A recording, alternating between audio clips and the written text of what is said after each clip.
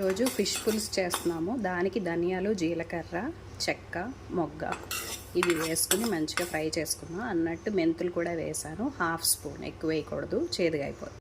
Oil వేడెక్కిన తర్వాత ఇందులో ఉల్లిపాయలు, పచ్చిమిరపకాయలు, ఉల్లిపాయ పేస్ట్ వేసుకుంటున్నాను. 2 ఉల్లిపాయలు అన్నమాట, పేస్ట్ వేసుకున్నాం. ఇప్పుడు మంచిగా ఫ్రై చేసుకున్నాం. ఈ ఉల్లిపాయ బాగా వేగే వరకు దీని మీద మూత పెట్టేసుకున్నాము. ఈ ఉల్లిపాయలతో పాటు బెండకాయలు కూడా ఫ్రై చేసుకున్నాం.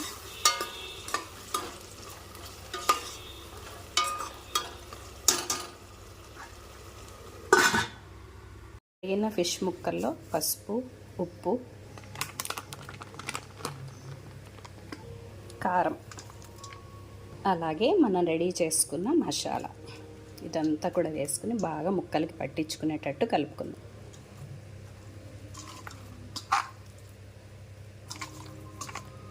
తీసుకుని ఉల్లిపాయలు ఎంతవరకు వేగాయో చూద్దాం. బెండకాయ, ఉల్లిపాయ బాగా వేగిపోయాయండి.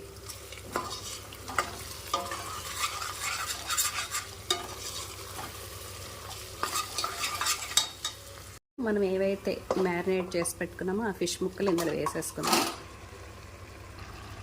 చూసారు కదా, మంచిగా ఇలా అంతా మసాలా పట్టింది కదా. ఇప్పుడు ఇందులో చింతపండు రసం మనం ఏదైతే తీసుకున్నామో అది వేసేసుకుందాం.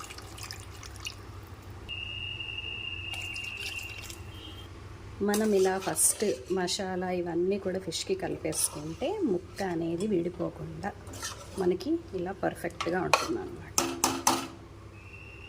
ఇప్పుడు మూత పెట్టేసుకుని పులుసు అంతా బాగా మరిగే వరకు దీన్ని ఇలాగే ఉంచుదాం. మంచి వాసనకి కరివేపాకు కూడా వేసుకుందాం. ఎక్కువ వేసుకోండి, బాగుంటుంది. ఒకసారి మీకు మూత తీసి చూపిస్తాను చూడండి. బా భలే ఉంది కదా.